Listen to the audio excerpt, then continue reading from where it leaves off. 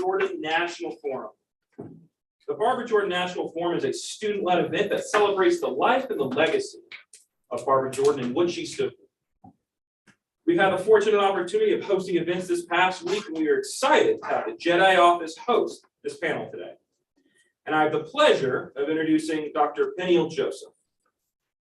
Now, Dr. Peniel Joseph holds a joint professorship appointment at the LBJ School of Public Affairs and the History Department at the College of Liberal Arts at the University of Texas at Austin.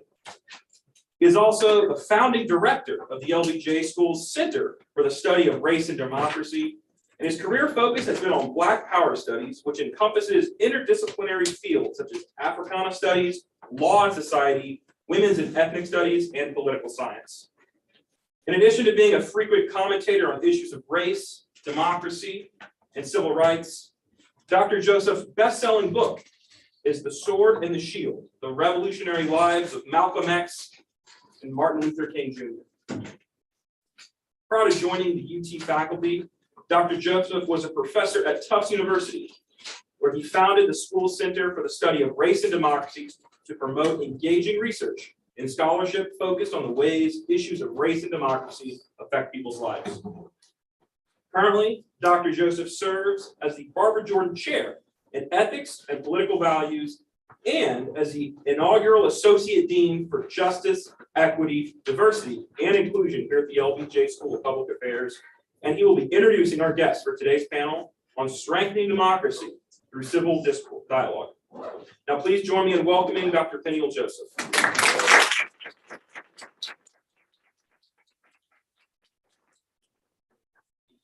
Do I have to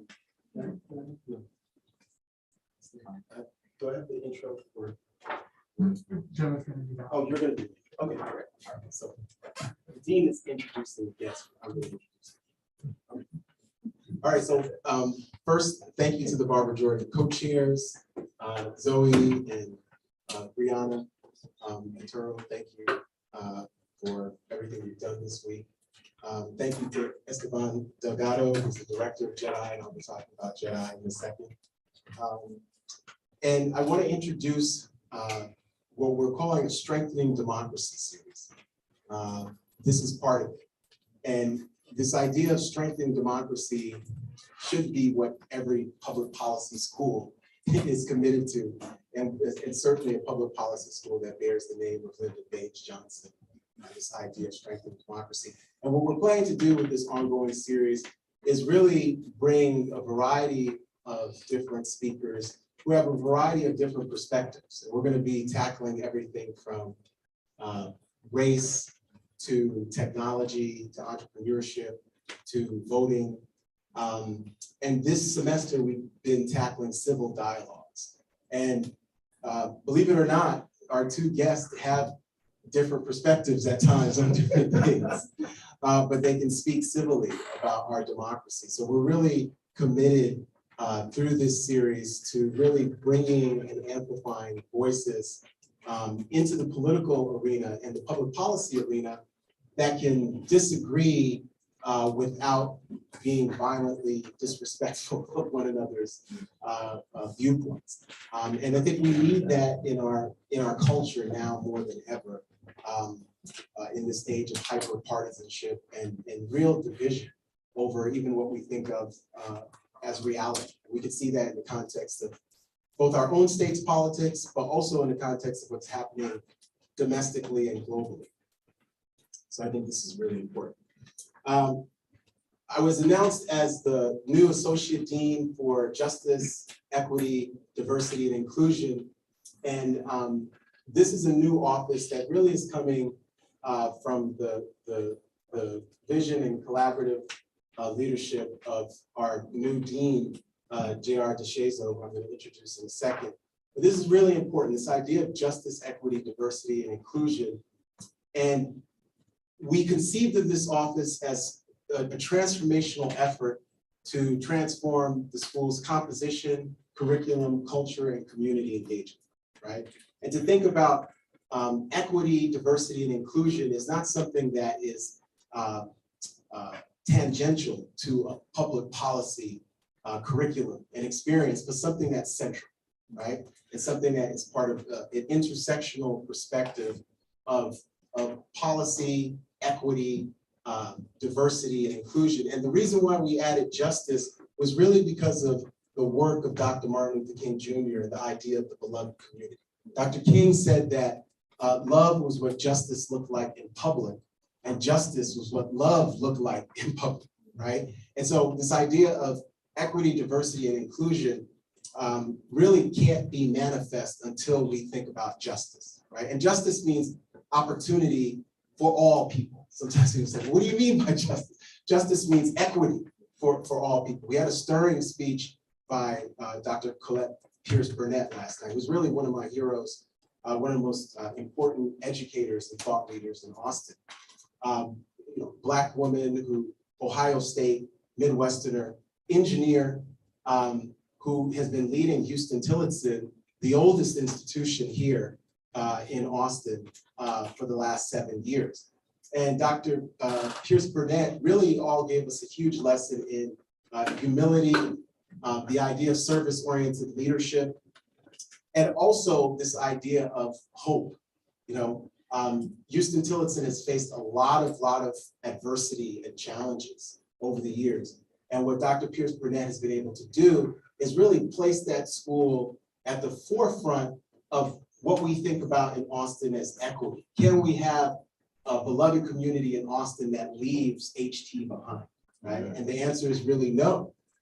So I think when we think about this idea of JEDI, justice, equity, diversity, and inclusion, it's this idea of building the beloved community right here in Austin in a transformational way.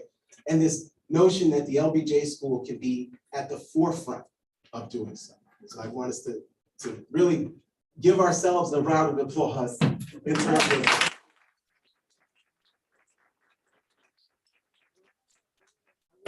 introduce J.R. DeShazo, who's the new dean of the LBJ school, who really brought this office to existence, and it's really under his leadership. When you're trying to think about equity and race and inclusion in this space, it's always very, very difficult unless you have leadership that is actually committed in these spaces. For many years here at the LBJ school, we've had students, including some of the, one of our distinguished alums, Rencia Berry, who pushed for us to be as good as our aspirations, right? And the fact that this is actually now happening in 2022 is very, very important. In July, the University of Texas at Austin named J.R. DeShazo the 12th Dean of the LBJ School of Public Affairs, a school producing graduates who are both skilled policy analysts and talented leaders of public and nonprofit organizations. Dr. DeShazo comes to the 40 acres from the University of California, Los Angeles, where he has led both the Department of Public Policy and the Luskin Center for Innovation as its founding director for more than a decade. Thank you very much.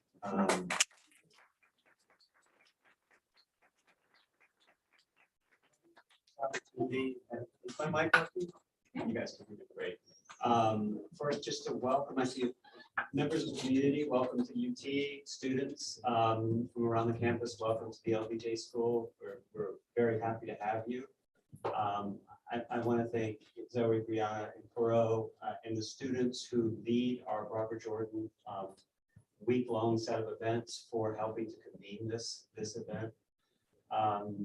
Dr. Joseph and Stefan, I am so proud and pleased to have you all as our leaders of this space, and very grateful for the dedication and the vision that you're showing us all. We need that. And I'm really looking forward to having you guys. I want to thank our communications team who has helped put this on. So Tori, Christian,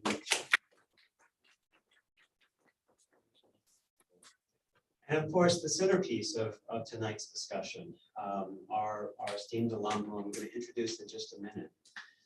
But to set the stage for this a little bit, we're here at the LBJ School. Was it 1965 that the Voting Rights Act was passed? And some might say we're here today because in 2013, the Supreme Court weakened that act that our founder helped lead the passage of. And that has allowed the states to engage in a variety of policy changes that have threatened to undermine the access to the voting booth and to the basic participation in our democracy. And I couldn't think of any two alums that we have, the two we have with us tonight to help lead us in this conversation. And so let me just briefly introduce both of you. Bernicia Berry graduated from graduated from the LBJ School with a Master's in Public Affairs in 2016. She's currently the Director of Coalitions and Community Engagement at the Democratic National Committee.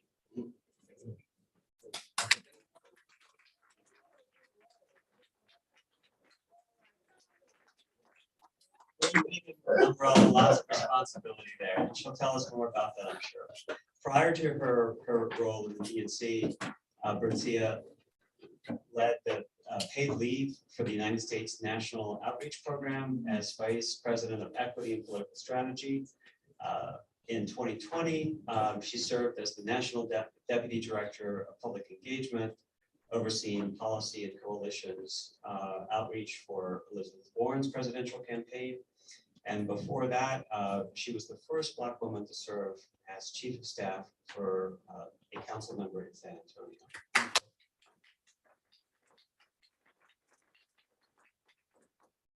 We started our conversation upstairs ahead of time, so I know you guys. What is he trying to sell us out?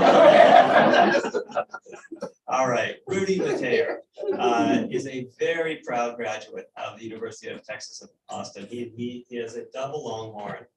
He holds a Master's in Public Leadership from the LBJ School and a Doctorate of Jurisprudence from the UT Law School. Rudy currently serves as the President and Executive Director of the Texas Black Caucus Foundation, a nonprofit and nonpartisan research institute dedicated to educating policymakers and informing the public on issues impacting Black Texans. In addition to his role at the foundation, Rudy also serves in an elected capacity as the Place 4 council member on the Pflugerville City Council.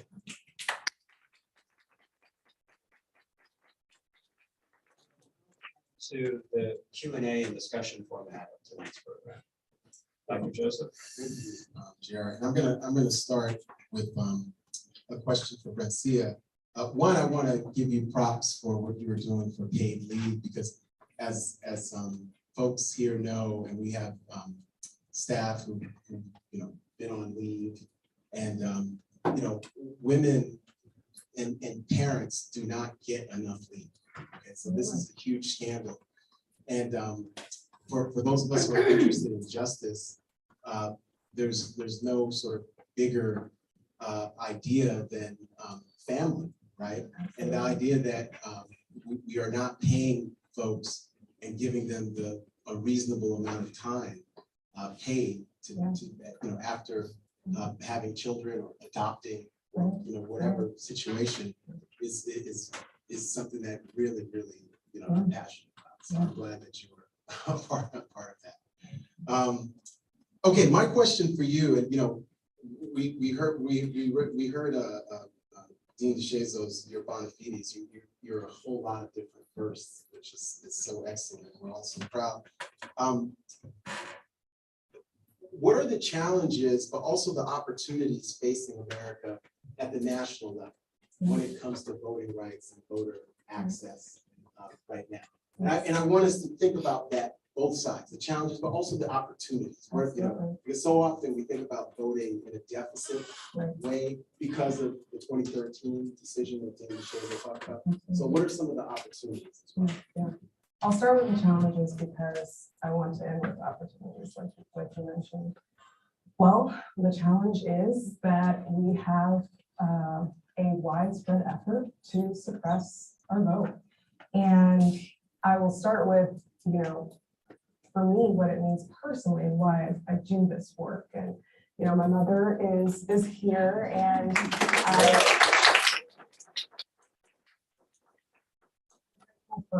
to her for giving me the opportunity to do everything that I've done.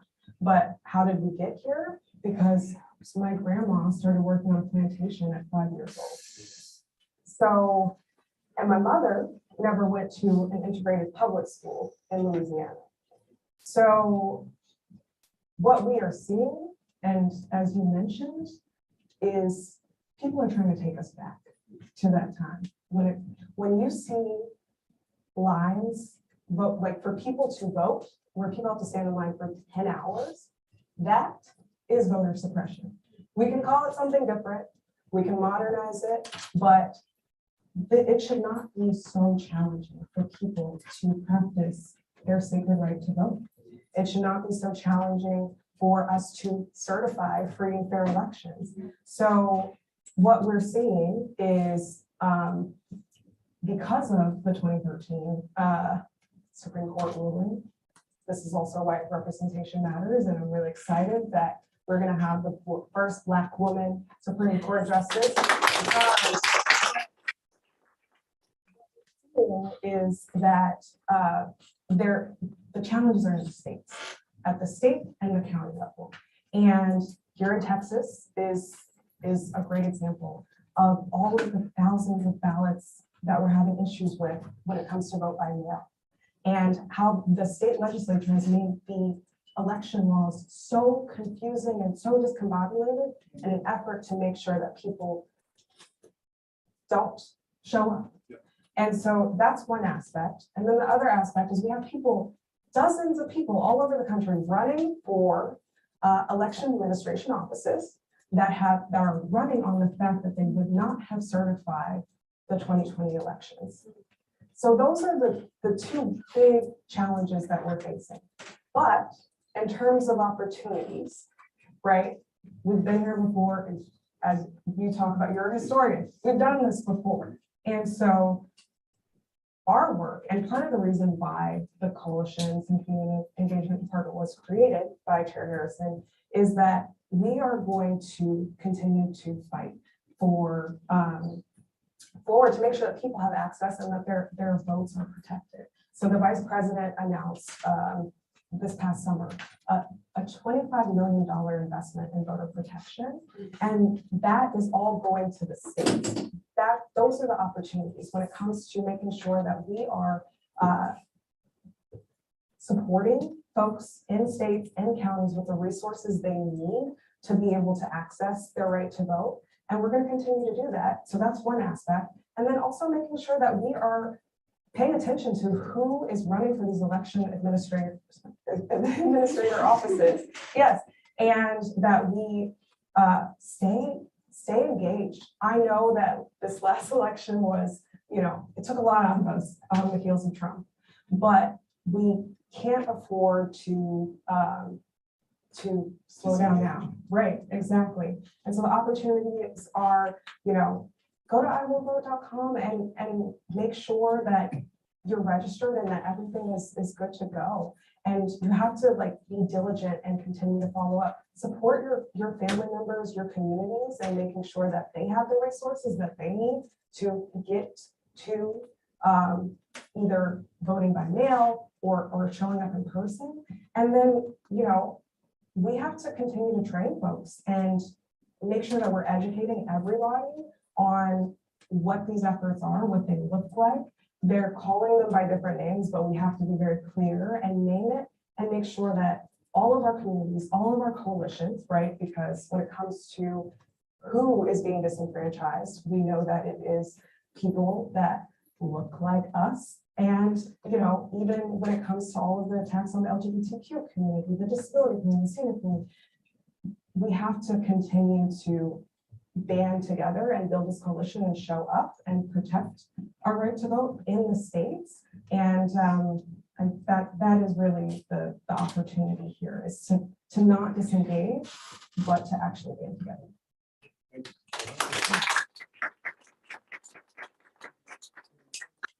In the audience, who I suspect would like for both of you to hear a little bit more about what you actually do in your job. Yeah. Would you be, you talked about coalition building, I know that's part of it. Would you be willing to just share a little? Absolutely. So I work at the Democratic National Committee, and my department is actually a new department. This is the first time that Democrats are investing in kind of it's a different strategy. We've always had, part of the Democratic structure is always, there's been 17 caucuses and councils, which means Black, API, Latino, Native, LGBTQ, women's, climate, poverty, rural, everything that you can think of, labor as well. But what we're doing with this department is taking all of that capacity and energy from the Biden-Harris coalition, and what got us over the line is our base, and the diversity of the party is really our strength. So we're taking that and we're electoralizing it. We are starting with community engagement.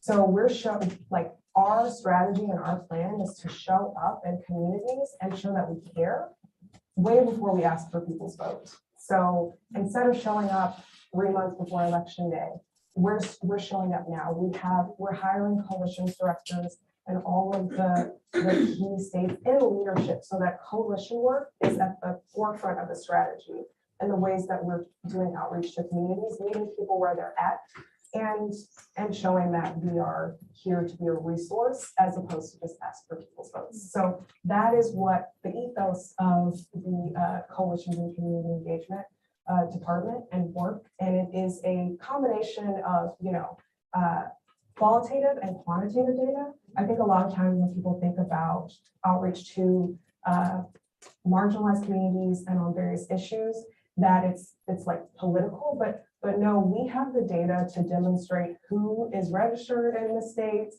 what the sub-ethnicities, and we know that even within the constituencies, people are not a monolith, and we're actually paying attention to the data and targeting, but also thinking about the qualitative piece of what people care about and the issues that matter to them.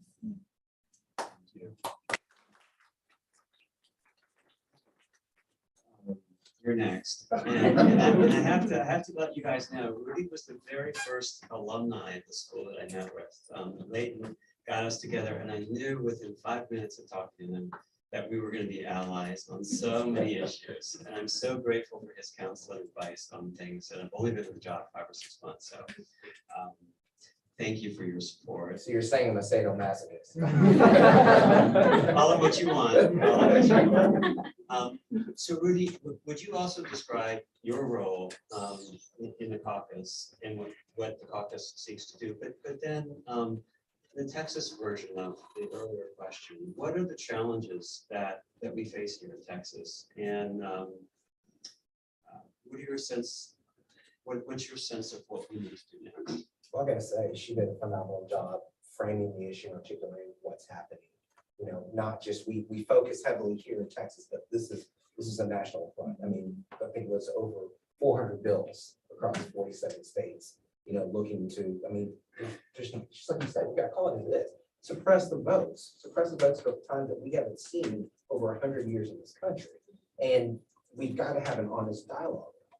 Now, before I start off, saying I do want to give some platitudes to some people I see here. First of all, you talked about the foundation. I see my interns, my fellows over here. So it's excellent. Here, there's like you two. So, you have another one as a student of yours, hiding behind that mask, Eric Boostros. We got that. So, and try to sneak in here, who is one of my biggest co-conspirators over here, Madam Council Member Natasha Harper Madison.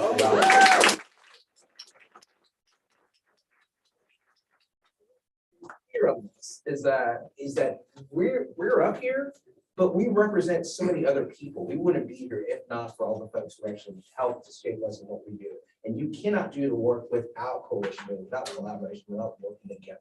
And this is what's so exciting about having this discussion up here regarding that. From a foundation standpoint, our viewpoints and ideas are based. Our basic facts for this is that we're going to put policies and procedures in place, support and uplift Black Texans, which actually supports and uplifts all Texans. It's not a mutually exclusive concept, but we know all too well what's happened in the state when it comes to gun issues and diversity, particularly when it comes to Black and brown communities, and policies put in place do not benefit those communities. So from our standpoint is to make sure that we allow for our caucus members, in the legislature to have the information and data points, facts, crazy concept, right? To go ahead and execute policies, to go ahead and make true systemic changes in our state.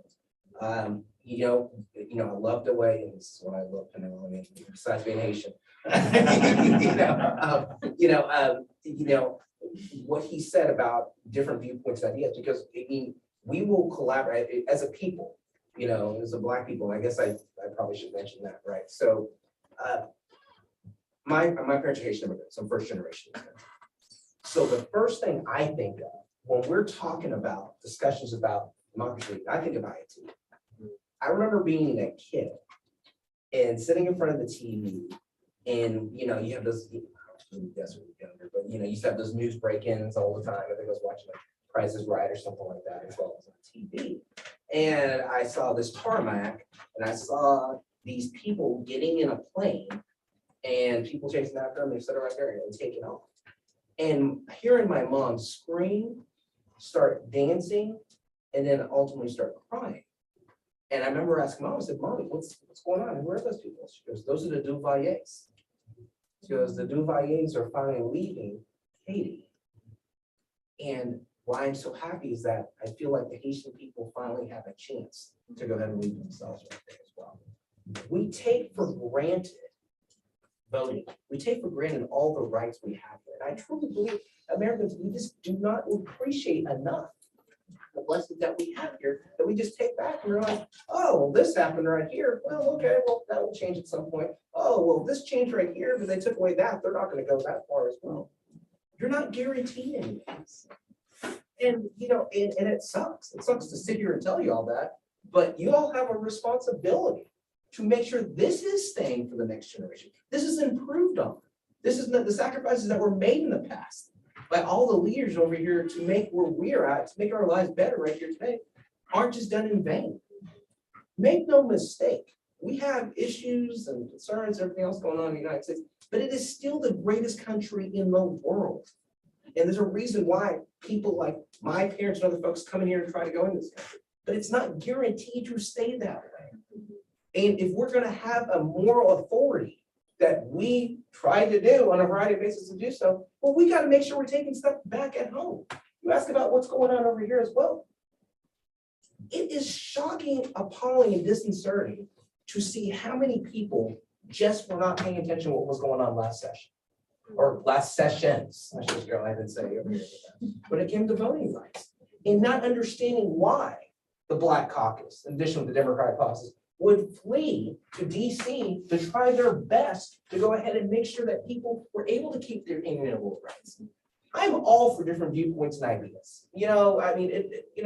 Viewpoints, ideas, concepts, political ideologies, perfectly fine right there. What I'm not okay with is you changing the rules to the game in the middle of the game to go ahead and sandbag those issues right there. And that's exactly what happened. And as she put so eloquently well right there, make no mistake, these ramifications that you're seeing right here, we don't know yet. I'm very concerned because based on the new rules that are put in place right there, these mail-in ballots, what is this going to look like? How many rejected ballots are we going to have?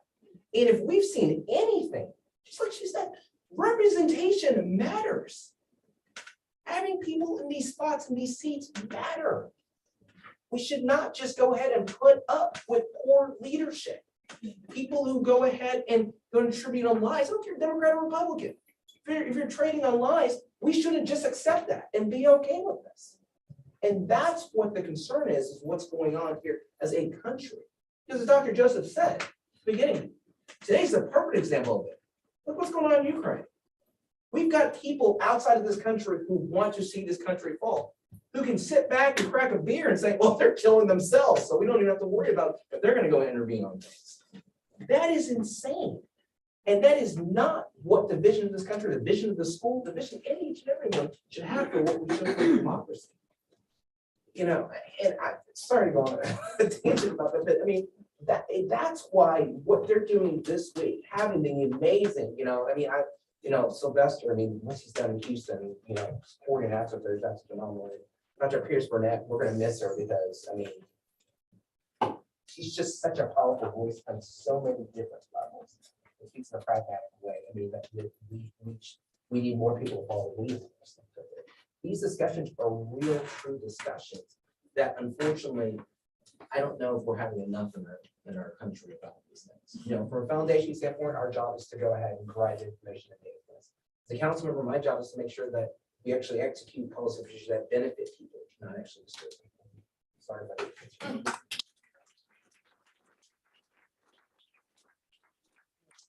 Is that a question that I have for Garcia?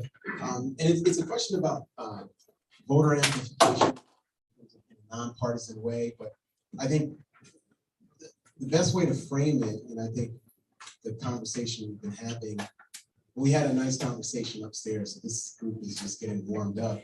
But when I think about the period now, 1965 to 2013, however flawed or imperfect, and you know, you introduced very eloquently your mother, it's going to be remembered, I think, as a historian, and now this is only 9 years later, as this period of national racial consensus, racial justice consensus in the United States. And it doesn't mean that there weren't disagreements, but it just means that part of what Lyndon Johnson, by the way, did, and Barbara Jordan too, because one thing that Lyndon Johnson did with the passage of the Voting Rights Act on August 6, 1965, is really transform the aesthetics of American democracy. But what Barbara Jordan does by co-sponsoring the extension of the Voting Rights Act in 1975 is she transforms the way in which people in the entire Southwest are going to vote from 1975 to 2013, specifically Texas and the entire Southwest, and specifically language minorities who were also US citizens. And that's what Barbara Jordan does. She's the co-sponsor with Herman Badillo and others in the House. Now, the Supreme Court ends that consensus, right? It ends that consensus. And we're all living in the after times. You know, Walt Whitman called them the end times, the after times. And Walt Whitman was writing about the aftermath of the Civil War, right? And how things had changed. So my question to you is that now that we're in this new normal, we're trying to, I think we won't have a new positive American normal until we restore voting rights, right? And I think that has a huge impact on our international standing, local politics, everything. What can all of us here do, irrespective of whether we were R's or D's, right? Without those letters, to amplify this idea of voting rights, both here and just nationally. Yeah. Well, so, you know, as Simone made a really great point earlier, that it really, when it comes, exactly what you said, of it's going to take us getting back to the federal standpoint where we have those protections. Right now, the work that we have is in the states and in the counties. And part of what we need to do is continue to amplify our stories and the work that we are doing. Because what is happening here in Texas, how our voter protection team, which they've been getting hundreds of calls because of people having so many issues, how we're able to amplify that and get, you know, the national coverage that it deserves, because people's votes are being suppressed and it's so much confusion, is for us to continue to tell those stories. And also, one aspect is storytelling and making sure that when you see things happening, or I mean, for example, I mean, even with my mother, my father is a disabled veteran who is wheelchair bound, and she has been civically engaged for 20+ years and has never had this many issues. My own mother, you know, I work at the Democratic National Committee, had to call our voter protection hotline to get help to get my dad's vote by mail stuff straight. So one, we have to tell those stories and like continue to let people know that this is not okay. Keep trying, and make sure that we're equipping people with the resources to keep trying. You know, there are some very solid tools that people can go to to check their voter registration status, iwillvote.org, and check, and it directs you to your state's and county's election, processes, and make sure that you are registered and that you're registered correctly. So we have to stay diligent about that. And then we also have to continue to organize and mobilize. There are real resources. We have voter protection directors in the states. We have organizers in the states, and we just need to make sure that we're connecting all of our, we call it relational organizing. Your friends, your family, everybody, make sure that you're checking in with them because of the disengagement that we are seeing, right? And because it's difficult. I mean, who wants to try to apply for vote by mail 3 times? And the woman that's quoted in the article that had to apply 3 times, she's like a precinct voter protection volunteer, has been for years, and couldn't figure it out. So we have to continue to connect people with the resources that they need to, one, build coalitions, mobilize, organize, get involved with the work that's happening on the ground. And then 2, make sure that people have the resources that they need to vote and to make sure that we are not sleeping on the very real things that could become cases. That's another aspect of the work that we do. We filed a lawsuit against Arizona for the discriminatory voting laws that were passed. And several of our cases have made it to the Supreme Court. So we just have to continue to amplify and fight in the courtrooms, in the counties and the states, at the state legislatures, and fight really hard and build this coalition.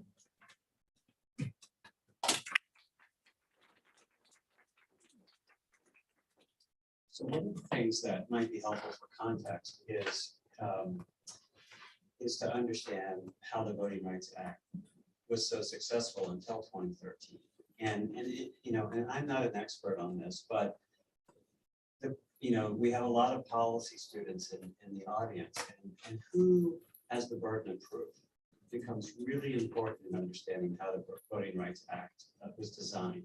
So it basically said, look, if you're a state that has a history of violating the right to vote, you have to bring us any changes. You have to bring us, the Department of Justice, any proposed changes, and you have the burden of proof to show that it's not going to disproportionately harm voters in your state. And for a long time, putting that burden of proof on the states who would be the ones who would propose new policies and forcing them to demonstrate that those policies weren't going to disadvantage anyone,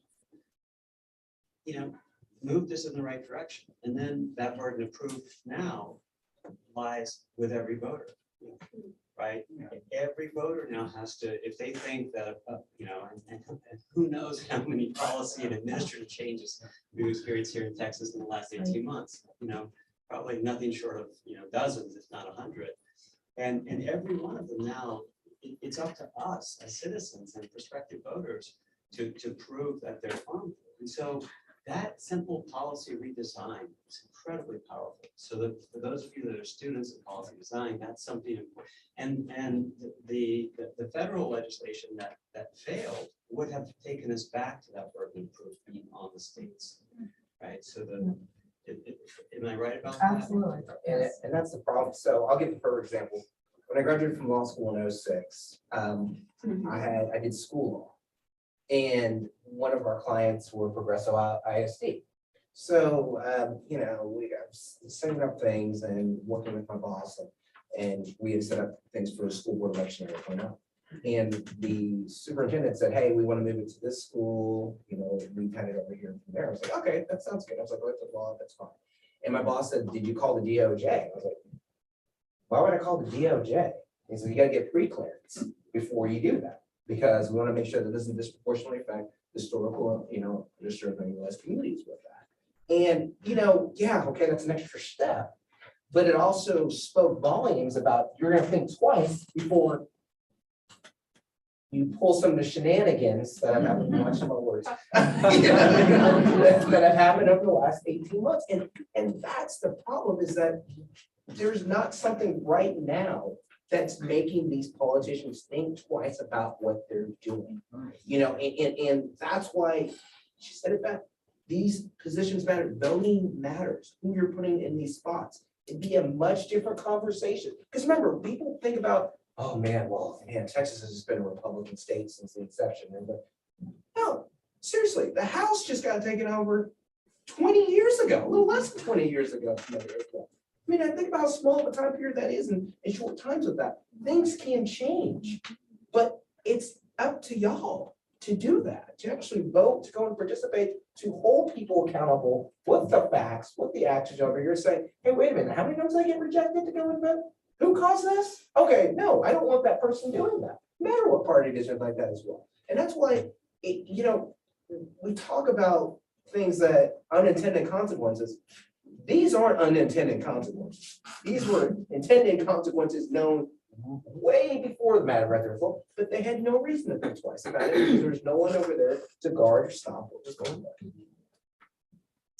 You know, this is an interesting question because on some levels it plays into the hands of sort of what I think is a fiction, but I think it's also an important question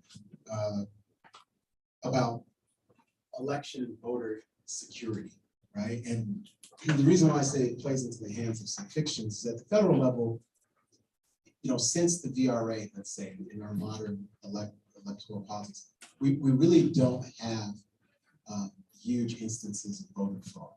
You know, people can look at the way in which American politics were in the 19th century, Tammany Hall, this idea of voting machines, right?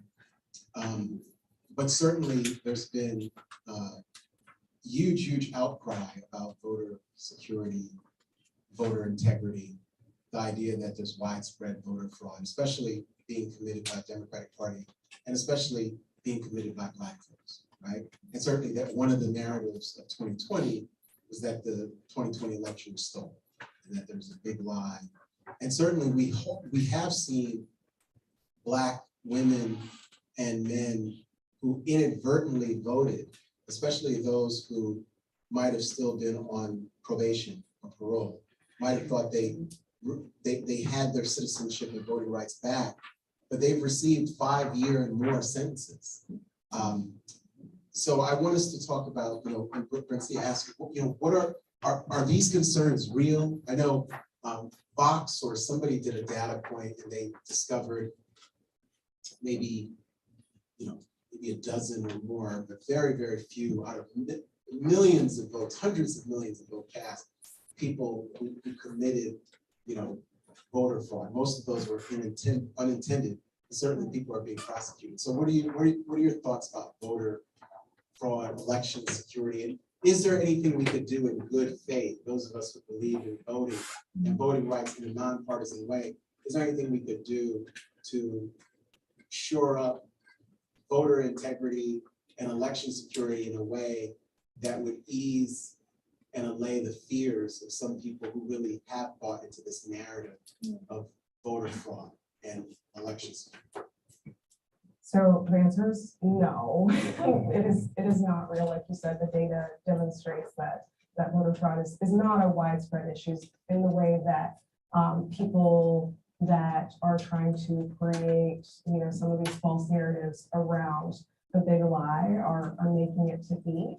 I think the real thing that we have to focus on is that the biggest like fraudulent thing that we can do is to make it challenging for people to vote. And that is what has continued to happen. So when the lies are being spread around voter fraud, we have to continue to point to the data it's just not true. And it is a lie. And in the instances that you spoke about, the real issue is that returning citizens don't have access to their secret right to vote, right? So instead of focusing on the individuals and also, you know, kind of allowing that narrative around the people, the voter fraud aspect to continue, we have to focus on expanding people's rights and making sure that they do not have to become confused by the system and get caught up in these cases. But I read people say, and I want to, I'm playing devil's advocate. I want to give these perspectives real light in this sense, Bertzia. I've read folks who say, look, people with voting rights should accept voter identification and say, look, you know, everybody who says somehow voter ID laws are racist or classist or something, that is just some kind of, you know, you're being overly sensitive. You know, like, why don't you just accept, or why don't people who are voting rights advocates just say, okay, we'll at least accept that. Everybody should have some kind of voter identification. How do you respond to that? The people who say, look, that's not preventing anybody from voting. I have an ID. You know, how come other people don't have IDs? That's where equity comes into this conversation. It is what we know about the IDs and the various, you know, kind of steps that have been put in place for people to be able to vote is that one, because there's not necessarily voter fraud happening, it doesn't, like, that is not a barrier to keeping people from committing voter fraud, if that makes sense. So I think it is really about the fact that people that are in disenfranchised, marginalized communities are less likely to have access to IDs. And then now we have all of the aspects, and that's part of the issue that we're seeing with the vote by mail stuff, is that the numbers are confusing, they're mixed up, and it's all very convoluted. So I think voter ID laws are it's a gateway to what we're seeing. Okay, it started with voter ID laws, and oh, we just want across the board to have people with IDs, like you said. But when it comes to people who, like, how hard is it to get an ID in Texas? I mean, that is just not accessible. So the real issue is not that people need to show IDs. The issue is that we have a completely inequitable system that makes it hard for people to even get identification. Once again, I spent 5 to 6 hours at the DMV with my father trying to get his ID. He's a disabled veteran. You know, why is that so hard? So it's not about the IDs. It's about the inequities that our systems have put in place, and they'll continue to build on that. You know, I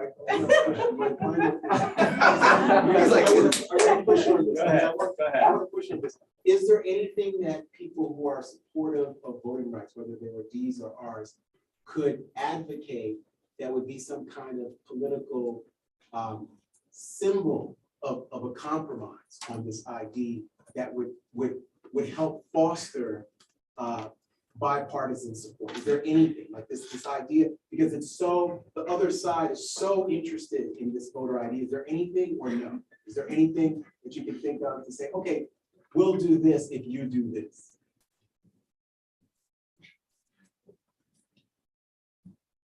We just need to make it easier for everybody to vote. So I understand the aspect of concessions. Yeah. I think maybe in an ideal world, right? So in Illinois, when people are at the DMV, they can register. All you have to do is check a box. So if there were more accessibility when it comes to IDs and all of that, then potentially. Okay, that's all. I'm glad I got that. I just wanted to get, is there a way to, yes. Yeah. Okay. There are states that do it well, but not Texas. So in preparing for tonight's discussion, I sort of looked up how many cases of successful voter fraud prosecution had there been in the state of Texas since 2018? 61. 61 cases. 40 of those, so roughly 70% were wrong addresses. So a form of mandatory. So nothing to do with the number of voting places, early voting, nothing to do with motor voting rules. And that's out of millions of those counts, 60, 61. And that's the Attorney General himself. That's his data. He'll send you a spreadsheet with, and there's some pending cases, so remind you. But it's just a residential or is it just- Yeah, well, they talked about the counties. Yeah, I'd love to see. What I've seen nationally, JR, is a lot of Black women being prosecuted. You know, I've seen like Black women who inadvertently voted, who thought that their voting rights have been restored after time in the criminal justice system. And who judges, unlike this judge who was crying about Dante Wright's murder and over the officer, these judges had no compassion. These folks, these Black women, mothers are going to prison for 5 years for inadvertently voting. We have a case in Dallas. But I think that, yeah, you see me choosing my words. Barbara Jordan, so Barbara Jordan, you know, we have literally said, we have a moral obligation as politicians to compromise. And I completely agree with that. I don't think either party has a monopoly on great ideas. But I think there's really horrible ideas that have been perpetuated and been executed into law by certain members of some party right now. And so it's hard to engage in compromise when you don't feel like someone is actually coming to the age of truly to compromise, to work with one another. And that's probably the background for a variety of issues that we have right now. We do not feel like people are coming here fairly and equitably to have a real conversation, and really just work for the best interest of people. Right there. And in that issue has just, you know, put a blanket on so many different things that you can actually get done and organized. You know, I completely agree that, you know, people truly believe that there is voter fraud. I mean, it's out there truly. I mean, they're not just people like 40, 45, it's like insane, but it's a real number. And so we can't just call all those people a bunch of idiots. Well, and that's why I was pushing that. But what can we, how do we educate? Because what's the facts, education, and then have a conversation about, okay, so we showed you this, what can we work on or work? So, Rudy, I'm so glad you kind of went there. You partially answered what was going to be my last question.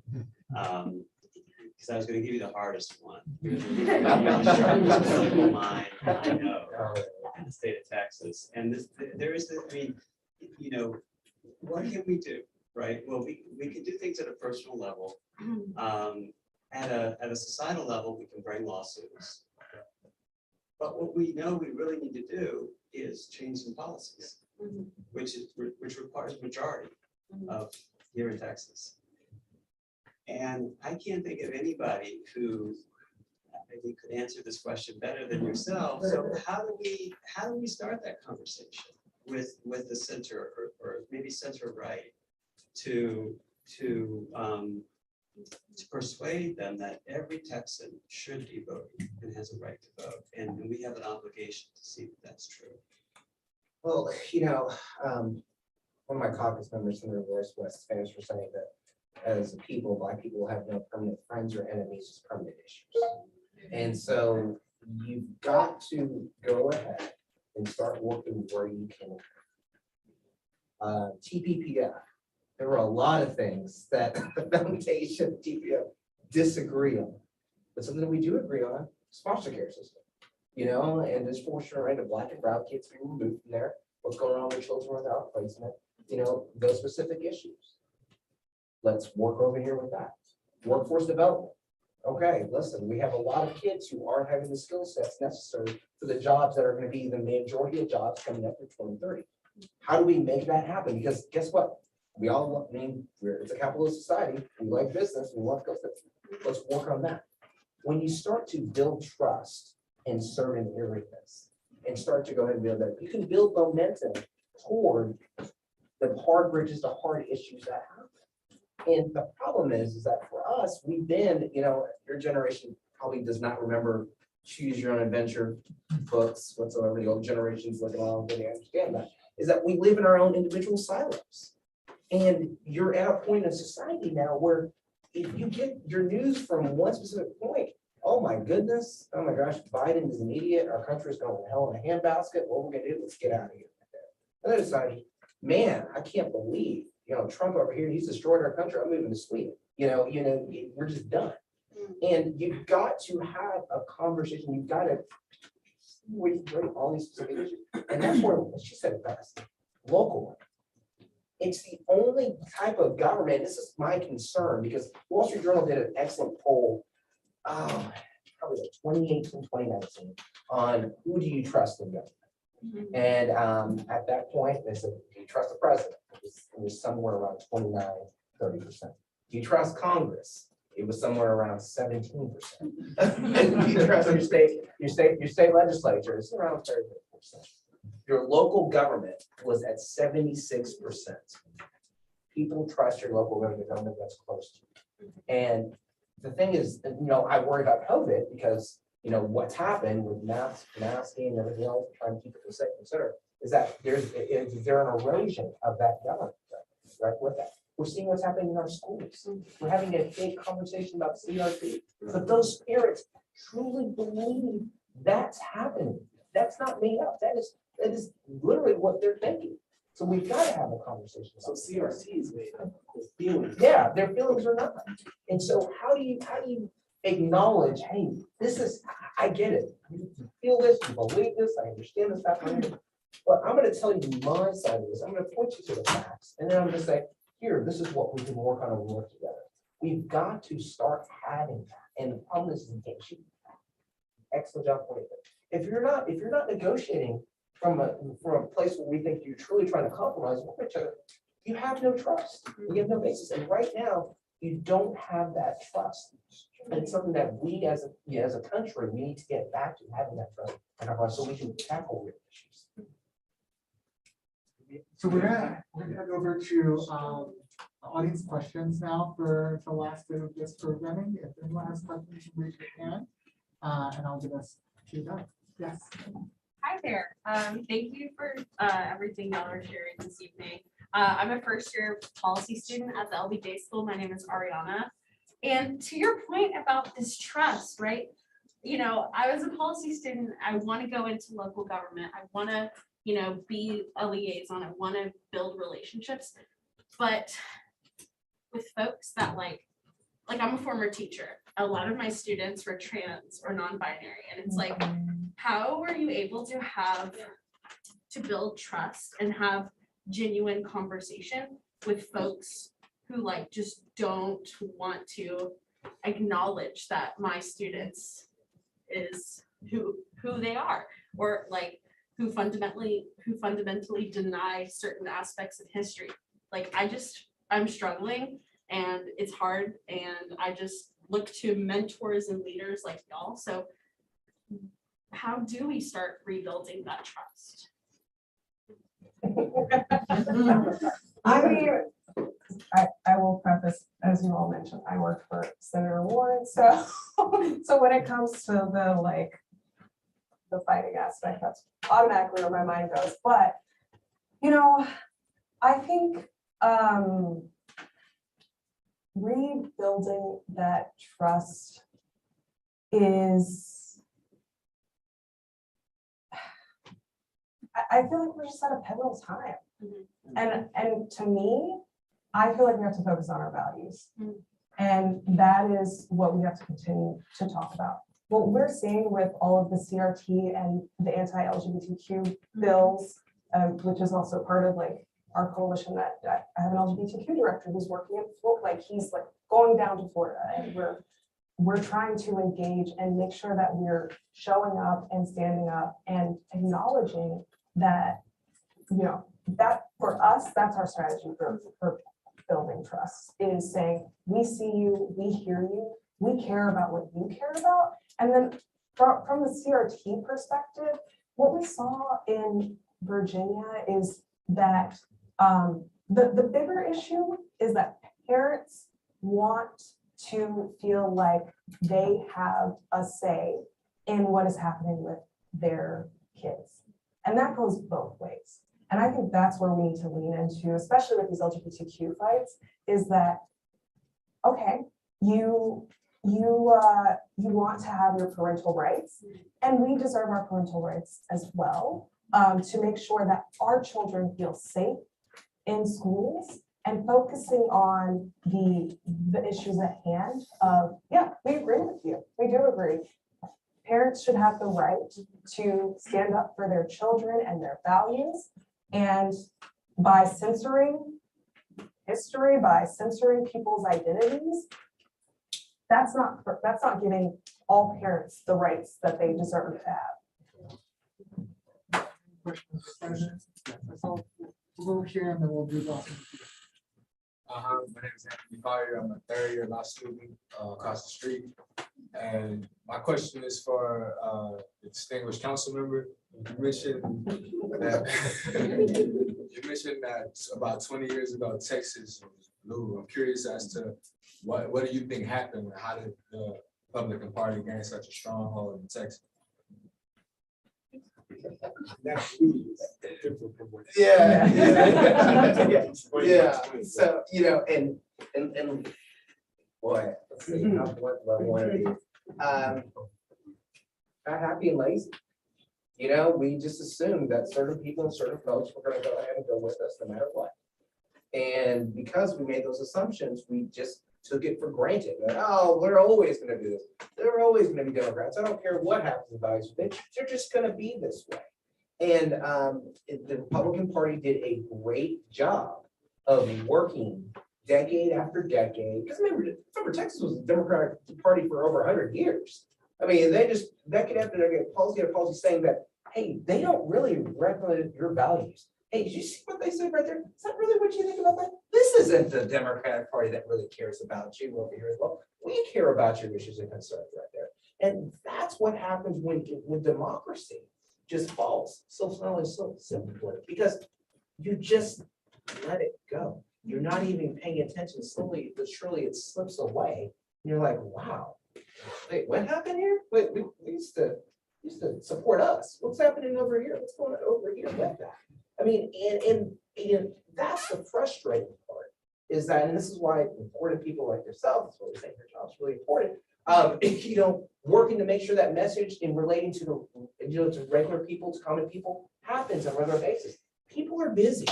People are busy just trying to take care of their families, trying to take care of loved ones, struggling to figure out how to work one job, two jobs at times. How are they going to go and pay support things right there as well? They don't have time to pay attention to all these big issues. So when something big does happen, when something seismic does happen, like what happened with voting rights in this state, we have an obligation to educate people with the facts, not with hyperbole, not with lies or anything, kabuki theory, but with the facts and understanding, saying this is how this has affected you from there. And hopefully this is a true wake-up call for everyone to realize that, hey, listen, it's not that they're just winning these votes in these different seats.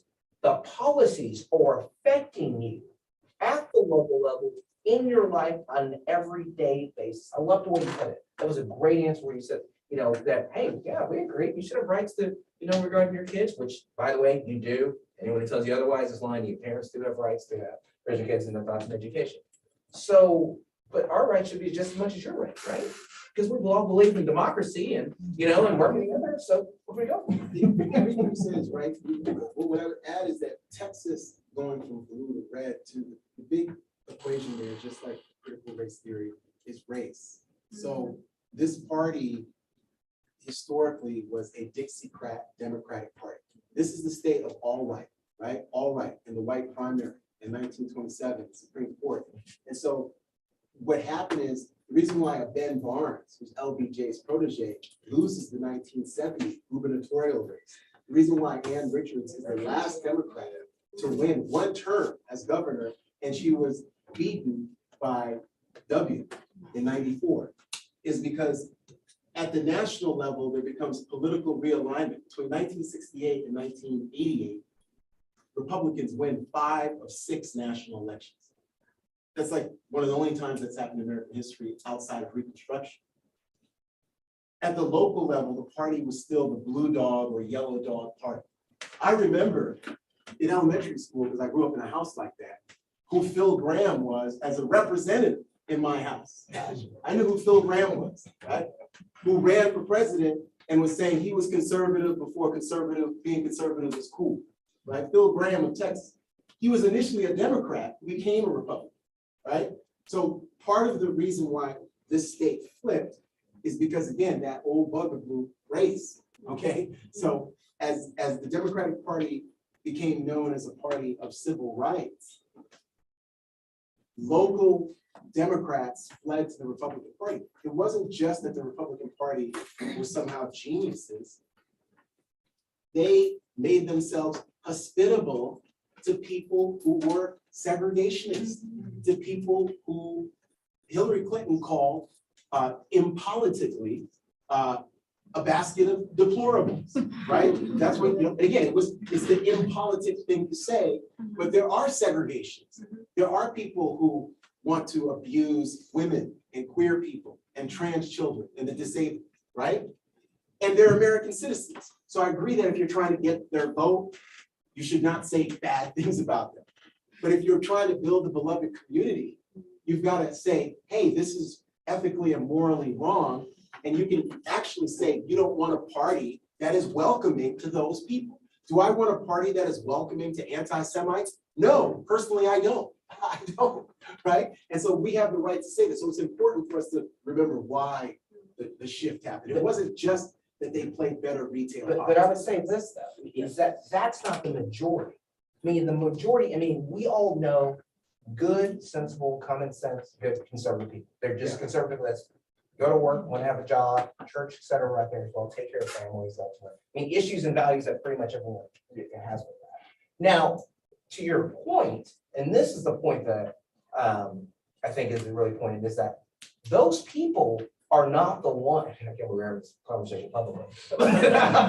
the ones who are in leadership positions right now. That's the problem. Those are the people that we know. They're good, solid people saying, man, that is messed up. I cannot believe you're right. What are we doing about this LGBTQ issue? We shouldn't be having a conversation. Well, CRT, you're right. I've read about that. Right, that's not being discussed in schools right there as well. But you know what? I sure don't like that Hillary Clinton. I sure don't like that AOC. Oh my gosh, over here, I can't vote for a Democrat. We shouldn't allow those people to get in the quick escape and say, well, okay, we don't agree with those people, so therefore we're going to paint the target on all those people. Because guess what? They're friends with us. They're friends with ideas. They see our viewpoints and ideas just as much as theirs. One party does not own capitalism. We all want people to succeed in this world. One party doesn't own workforce development. One party doesn't understand values and leadership. We are having a fundamental dispute regarding what the values are of this country right now. This is a true systemic point, seismic point in our country. We are trying to figure out what our values are and what we can stand for. And right now, you're having people who know very well, it's not even a dog whistle, it's a whistle, you know, on things that are leading the charge on one party with that as well. And people in there, why do you think you saw so many moderate Republicans leave the state legislature this year? Because they held their nose as they voted for this freaking, I gotta watch for these voting rights right here as well. But they knew what they were doing was wrong. They knew that. But because of the political system we have in place, the primary system we have in place, and you put it best, because we're entrenched, I mean, you know, even further in what we're doing right here, we're stuck. We're stuck with, hey, listen, I gotta win. I gotta go extreme left. I gotta go extreme right. It doesn't reward people to compromise and be moderates. I can only imagine what Barbara Jordan would think, being right now seeing about what's going on with democracy in our country. We're gonna have to actually go to closing statements. But before we actually go to our closing statement, I want to first give a shout out to the students, scholars, geniuses behind this week's programming. I have had a wonderful time being able to work with them. If you'll both all stand up when I call your name again. So Parker, Brandon McBride, Coach Will.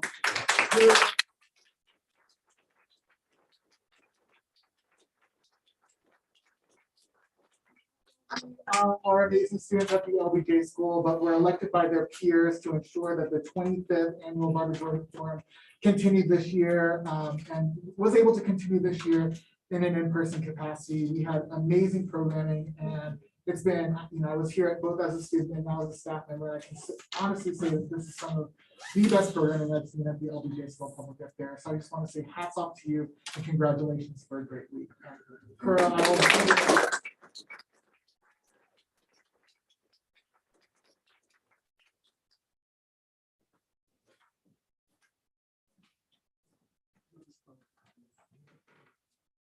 I don't have any closing remarks written, but I want to thank all of y'all for coming down. This was a phenomenal panel we got to hear. And yeah, I really just hearing these leaders in our community talking about really bringing it back to the common good. I hope all of y'all leave this feeling as inspired as I am. And I look forward to next year's events.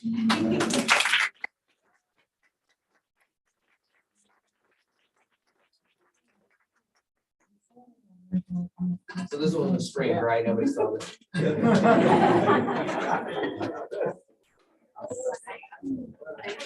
Oh, thank you. Yeah.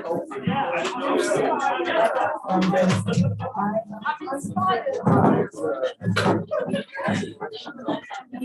didn't know.